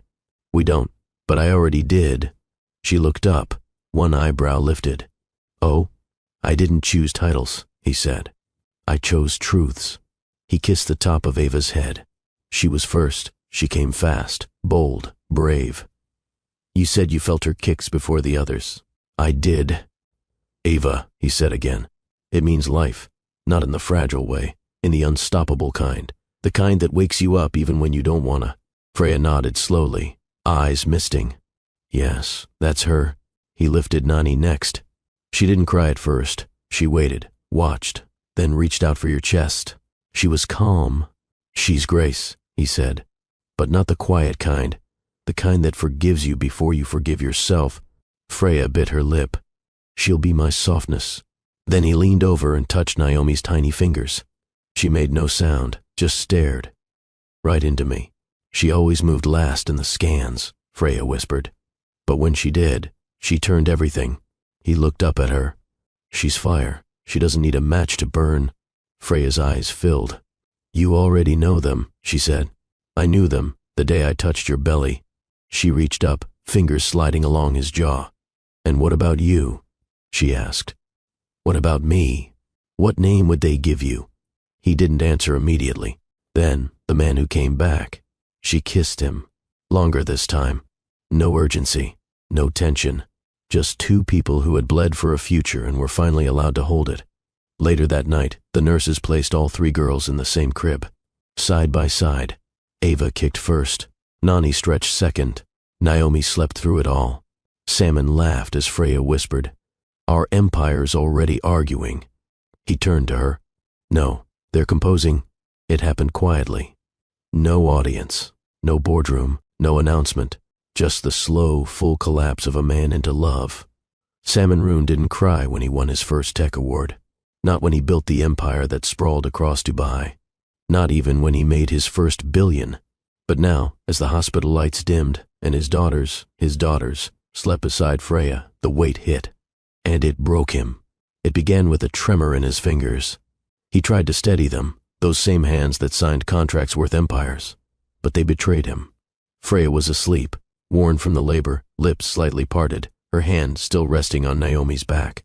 He stared at them, all of them, and his body gave up pretending. The first sob tore through him. He covered his mouth, stumbled backward into the small couch, and sat down like a man crushed under gratitude. His shoulders shook, not from pain, from awe, from the unbearable humility of watching three tiny girls breathe because he dared to love the woman the world called disposable. He bent forward, elbows on knees, face in palms. His chest heaved as the tears poured, fast and raw. Then, bare feet padded across the floor, tiny sleepy squeaks, and then, soft weight. Nani, the nurse had brought her over, not knowing, just seeing him, alone, and placing his daughter in his arms. He gasped, not from surprise, but from that ancient, undeniable ache of recognition. He held her close, and she stared again, still not crying, still not blinking. He whispered, "I don't deserve you." Nani just reached for his lip with a curled finger, and he broke again. Time stopped. Salmon curled forward, pressing her close to his chest, his tears soaking her tiny wrap. Then, one by one, Freya stirred, turned, and saw. No man had ever looked smaller, and yet she had never seen him look more powerful. She didn't speak. She didn't move. Just watched as the father of her children, this mogul, this machine of a man, sat weeping into the soft skull of his baby girl. "I'm scared," he said finally, voice hoarse. Freya whispered, "Of what?" "Of not knowing how to love right." "You're doing fine." He shook his head. "I spent years buying silence. I don't know how to raise voices." She reached out, lacing her fingers into his hair. "You start by listening." He looked up, red-eyed, wrecked, real. And in that moment, he wasn't Salmon Rune. He was just a man who fell in love when he thought himself incapable. A man who now had 3 reasons to never disappear again. Freya sat up, groaning lightly. He helped her without speaking. Together, they placed Nani back between Ava and Naomi. And then, Salmon whispered something Freya would remember for the rest of her life. "I will never leave them wondering what love looks like. Real power isn't in the empire you build. It's in how gently you hold the ones who cannot yet walk, and how loudly you cry, when no one's supposed to see." The waves whispered, like they had secrets to keep. Sunlight glinted off the gold-stitched edge of Freya's dress as she stepped barefoot onto the warm white sands. Her veil, stitched with tiny crystals that caught every glimmer of daylight, floated behind her like morning mist. And there, standing by the water in a cream linen suit with an open chest and no shoes, Salmon Rune waited. No private island, no 7-tier cake, no chandeliered ballroom. Just the ocean, the wind, 3 baby girls sleeping in white cribs under shaded palms, and 2 souls too raw to pretend. They hadn't sent invitations. This wasn't about spectacle. It was about healing, about beginning again, not as CEO and cleaner, not as fallen man and risen muse, but simply as 2 people who had knelt to love and survived. A soft acoustic guitar played in the distance, and only 6 witnesses. Stood nearby, the doctor who had delivered the triplets, the nanny, who adored them, Salmon's old mentor from his first coding firm, and Freya's childhood friend who had flown in crying with joy. Salmon turned as Freya reached him. His throat tightened, but his eyes didn't flinch. "You came," he whispered. She smiled, brushing a strand of wind-blown hair from her cheek. "I never left." He took her hands, fingers trembling, and pressed them to his heart. "Feel that?" She nodded. It's because you made it beat again. The officiant said the traditional words, but they felt distant, background noise to something primal building between them. When it came time for vows, Salmon didn't pull out a paper. He looked straight into her soul and began. I once died. Silence. Even the ocean paused. Not in the literal sense, but in the slow, invisible way a man dies when he forgets why he was ever born in the first place. I had power, but I couldn't feel. I had control, but I couldn't rest. I thought love was a transaction, and trust was a liability. Freya blinked, her lashes heavy with emotion. And then I met a woman who mopped my marble floors but saw through my steel walls. A woman who didn't flinch at my coldness because she carried warmth I didn't know I needed. A woman whose strength wasn't in volume, but in stillness. He stepped closer. You didn't try to change me. You saw me. And you loved the parts even I wanted to destroy. And then you gave me daughters, 3 of them, each one carved out of your grace and my fear. And still you stayed. He paused, voice breaking. So today, by this ocean, with sand beneath our feet and sky above our heads, I vow this. I will never again walk ahead of you, only beside you. I will never silence your truth, only amplify it. I will kiss your scars and honor your fire. I will protect your peace like I protect my empire. And I will raise our daughters to know what it means when a man kneels not in defeat, but in devotion. By the time he finished, even the wind hushed.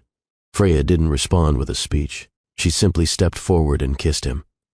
Not because she was told to, but because it was the only answer worthy of what he'd said. The crowd clapped gently. The babies stirred, and Salmon whispered, My empire begins here. Freya grinned. No board meetings? He leaned into her ear. Only bedroom ones. She giggled, pressing her palm to his chest. You sure you can keep up, Rune? He scooped her into his arms, bridal style, walking her straight into the shallow surf. I once built tech that controlled cities, but you, he kissed her, salty and wet and infinite. You rewired me. As the sun lowered over the Arabian horizon, casting gold into the waves, they danced barefoot with water, splashing at their ankles while Ava, Nani, and Naomi giggled under the care of their watching angels. It wasn't a ceremony. It was a coronation, not of kings or queens, but of humans who had almost drowned in isolation and emerged choosing each other again. Sometimes the greatest vow isn't I do, it's I see you, and I'm staying, even when the world says you shouldn't, even when the sea tries to pull you back, because love isn't found in palaces, it's forged in quiet coves, where broken souls dare to believe again. The honeymoon suite wasn't a suite.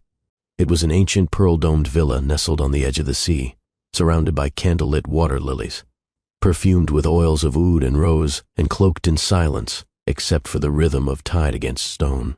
Salmon carried her over the threshold, but not like a man rushing to pleasure, like a priest carrying sacred scripture into the holiest of temples. He placed Freya gently onto the silk sheets, the hem of her white dress trailing like moonlight behind her. Her hair spilled across the pillows, a dark river of softness. Her eyes met his with a hunger that was calm, desire shaped not by urgency, but by knowing. Don't rush, she whispered, her voice brushing against his chest. I wouldn't dare, he replied, lowering to his knees at the foot of the bed. And for a moment, he just gazed, not at a woman, but at the queen of the empire he almost never knew he needed. He moved slowly, reverently, undoing the pearls that lined her spine one by one, kissing each inch as the dress opened like a prayer. Her skin glowed under the amber light of the lanterns bathed in gold, carved like devotion. His fingers didn't grope, they asked for permission. His lips didn't conquer, they confessed. Freya lay back, arms above her head, breathing like the sea, deep and slow.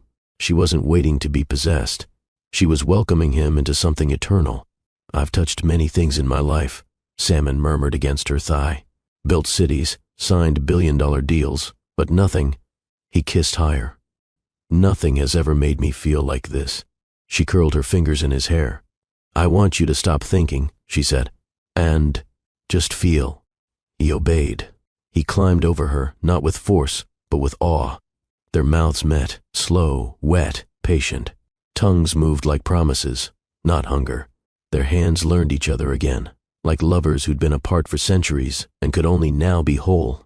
Salmon whispered between kisses, You feel like a home I was locked out of for too long. Freya pressed her body upward into his. Then come inside. He did. Not with a thrust, but with a merging. Their bodies moved in rhythm. Not the rhythm of lust, but of worship. Every stroke was deep, full, grounded. His hands caressed her cheek as he pushed inside her again and again. Watching her eyes dilate, her breath break, her thighs tremble, he whispered her name between movements. Freya, Freya, Freya, as if anchoring himself in her, as if every inch of her flesh was a scroll carrying his redemption. She wrapped her legs around his waist, pulling him deeper, slower, tighter. He groaned, but didn't rush. She gasped, but didn't beg.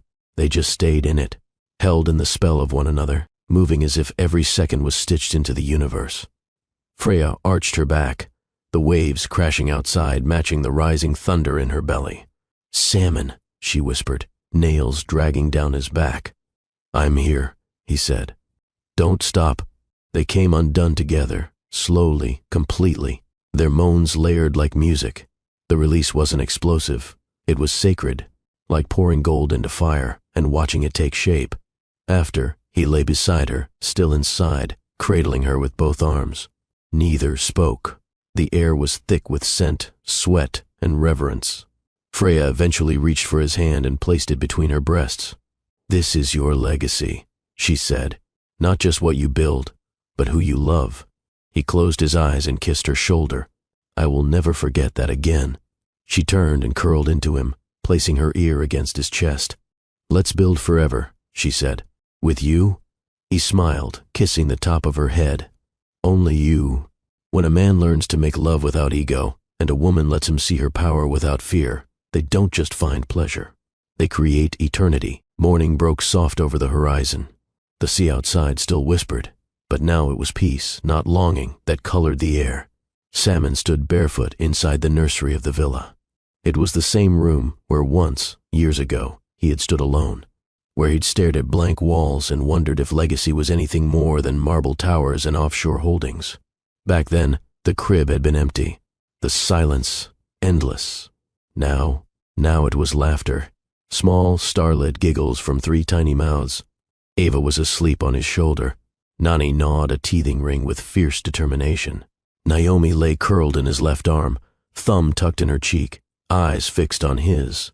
He had never felt his hands this full, and yet never more steady. Freya stood by the door, robe flowing like the wind that carried her strength. She didn't speak, just watched. A goddess admiring the man who once ran from his own soul. Salmon adjusted his grip, bouncing gently on his heel, his gaze trailing from one daughter to the next.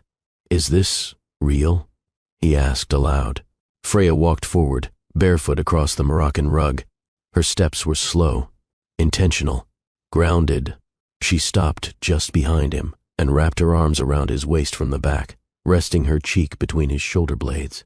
"Yes," she said, voice low. "It's real." He turned slightly, careful not to wake Ava. His eyes, once so sharp with calculation, now brimmed with something softer, something undammed. "I used to come in here just to pretend," he confessed, voice cracking. "Back when you left. I'd sit on the floor and try to imagine what this would feel like." He looked down at the girls again. "I never came close." Freya moved around to face him now, standing chest to chest, placing her hand lightly on the center of his. "Because the truth wasn't something you could imagine," she said. "You had to grow into it." There was a mirror on the wall, framed in hand-carved cedar, old, unchanged. Salmon's gaze drifted toward it and froze, because in that mirror he saw a man completely reborn, no longer the empire-tired tycoon with glassy ambition. Now he saw a father with sleep in his eyes, love in his arms, and a wife who had never stopped believing in the man beneath the power. And that image, 3 daughters resting against his chest, Freya pressed close to his ribs, it undid him. His lips parted, but no words came, until hers did.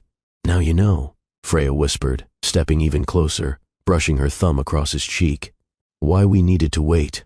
The breath he exhaled carried years of grief, of guilt, of solitary success. He kissed her forehead gently, still holding the girls. "I would have ruined it," he admitted. "I know," she said.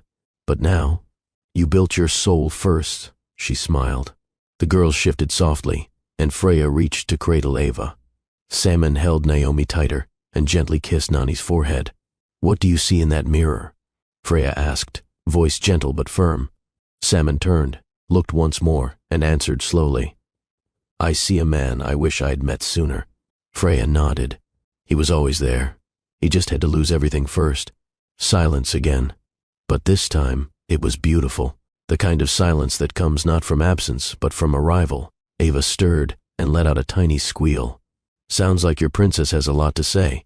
Freya laughed. Salmon chuckled, kissed Ava's ear. She gets that from her mother. Freya leaned her head against his arm, eyes soft. And your temper, and your magic, and your name, she added with a smile. They carry you, Salmon. All three of them. He closed his eyes and let that truth settle. He had once believed legacy was a last name on towers. Now he knew.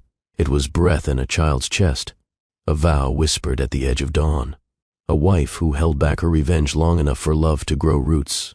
Freya pulled the curtain aside, letting warm sunlight pour into the nursery. It struck the mirror again, blinding for a second. And when Salmon blinked through the glow, he didn't see his past. He saw the future, carried in 3 daughters, 1 woman, and a heart that had been stitched together through fire and faith. Sometimes, the only way to become who you were always meant to be is to look into the mirror and see who never stopped believing in you. The rooftop garden had never been this loud.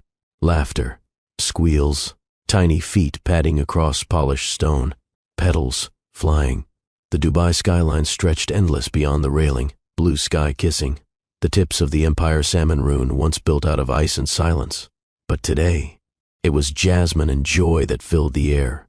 Ava shrieked as Naomi tackled her from behind. They fell in a tangle of tulle skirts and flower petals, giggling so hard they rolled across the trimmed grass like waves.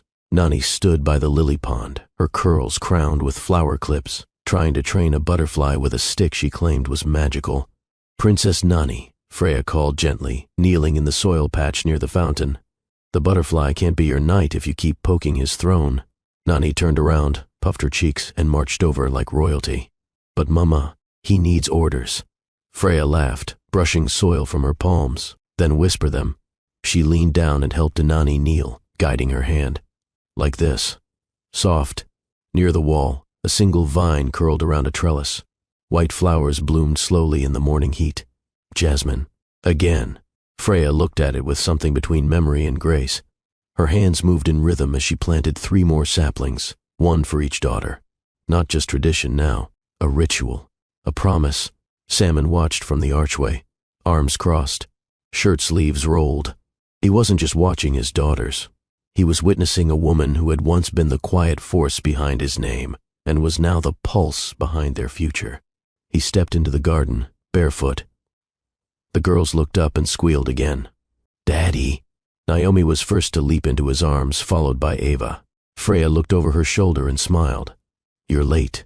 I was briefing the security team, Salmon said. These 3 are officially on the global treasure list. Nani tugged his pants leg. We need a pink unicorn for the garden, with wings. I'll have procurement work on that, Salmon said with a straight face. He sat on the bench beside Freya, placing Naomi on his lap. Ava ran toward the jasmine bed, then stopped. Mama. Yes, baby? Why do you always plant that flower? Freya looked at her gently. Because jasmine survives anything. Even when you forget it, it remembers to bloom. There was silence for a moment, until the wind picked up. It carried the scent of the flowers, the laughter of girls, the quiet pride of a man who once stood alone on this very rooftop and thought he had everything. Back then, it had been steel, marble, height. Now it was softness. Now it was life. Freya wiped her forehead, dirt smudging her cheek. Salmon leaned over and kissed the spot gently. You know this empire of ours, he murmured. She looked up, curious. Yes? It began the day I met you, but it came alive the day I lost you. Freya turned to him, hand on his chest. Behind them, the girls began building a fortress out of flower pots and sticks. Ava declared herself the ruler of tickles. Naomi was the dragon. Nani, still obsessed with order, was chief of security. Salmon burst into laughter. Guess I'm out of a job. No, Freya said, You just got promoted." He raised a brow. "To what?" "To father. To man who plants legacies, not just logos." He leaned back, the sun warming his skin. "Promise me something, Freya," he whispered.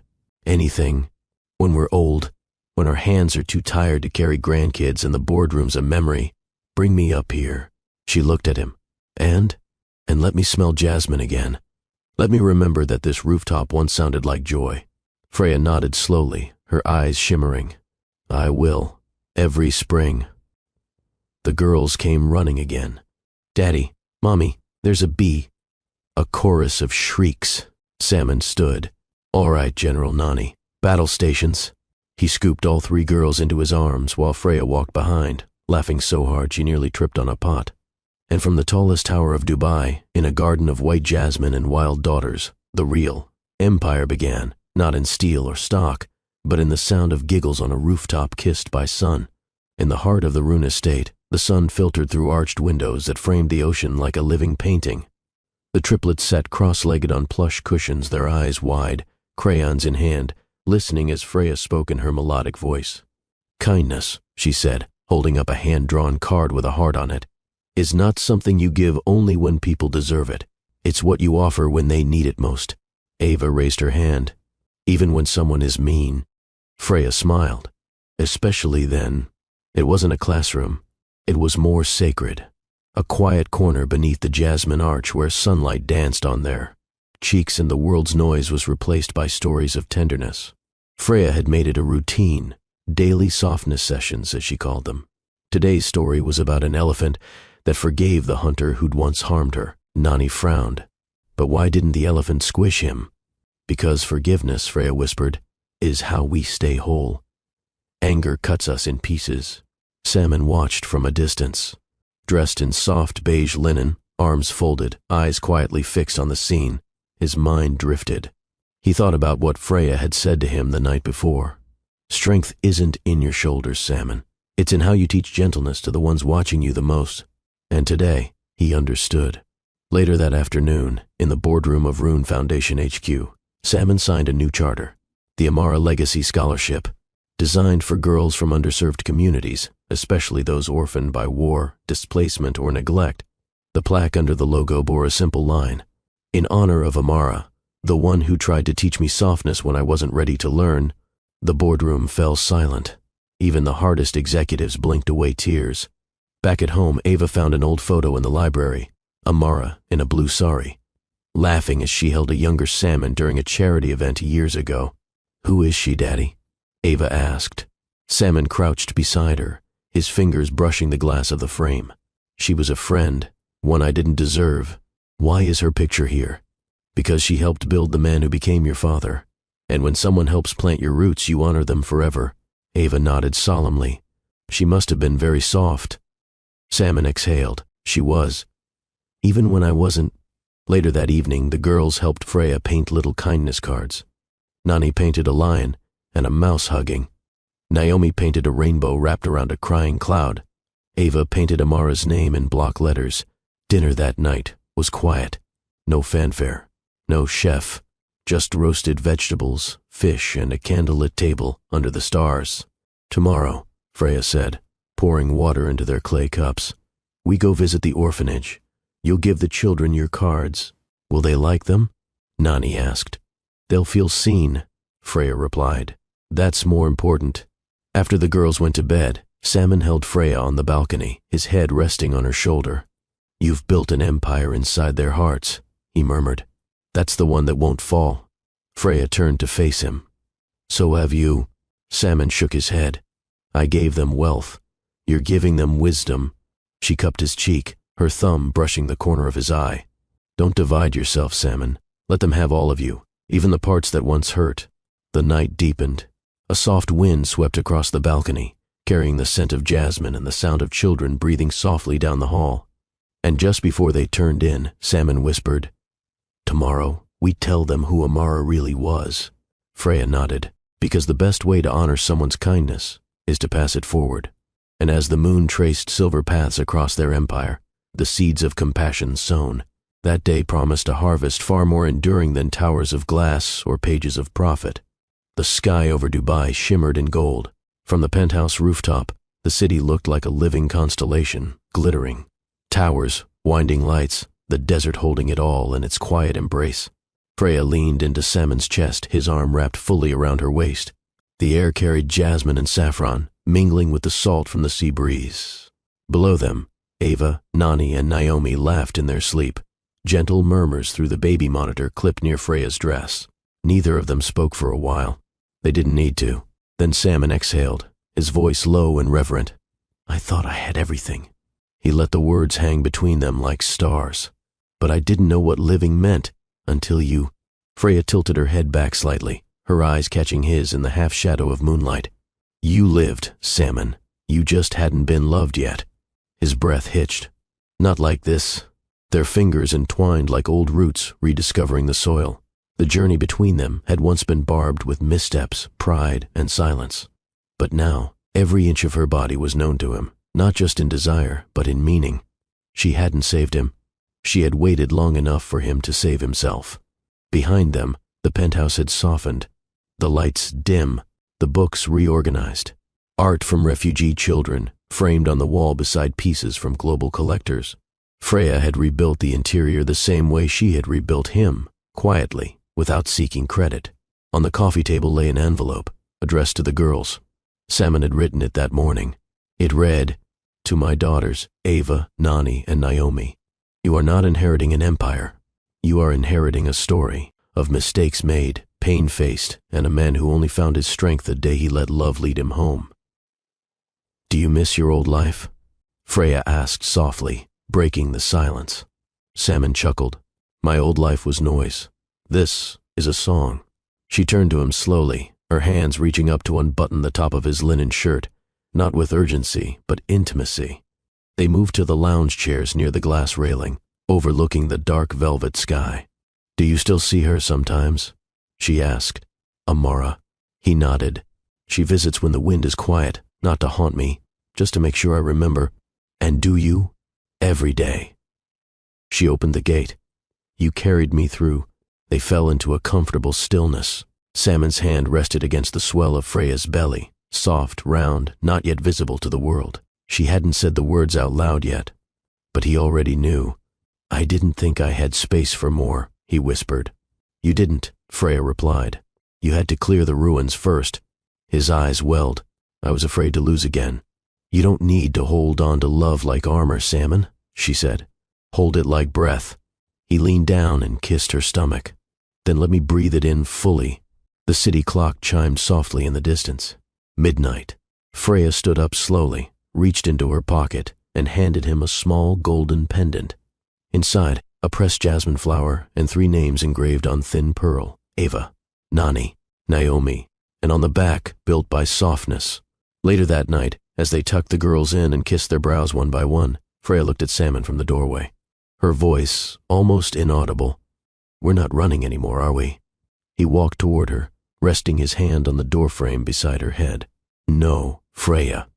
We're home." And as the jasmine swayed in moonlight on the rooftop above, the empire they had rebuilt stood not on gold or legacy, but on whispered truth, tender fingers, and a love that finally learned how to stay. Thank you for being part of this magical journey with Love and Twilight. If our stories touched your heart, don't just leave quietly. Subscribe, like, and share the love with friends who believe in magic too. Your support helps us create more moments filled with passion, wonder, and timeless romance. Let's grow together, chasing dreams under the twilight. Comment your thoughts below. We'd love to hear your voice in this story we're building together.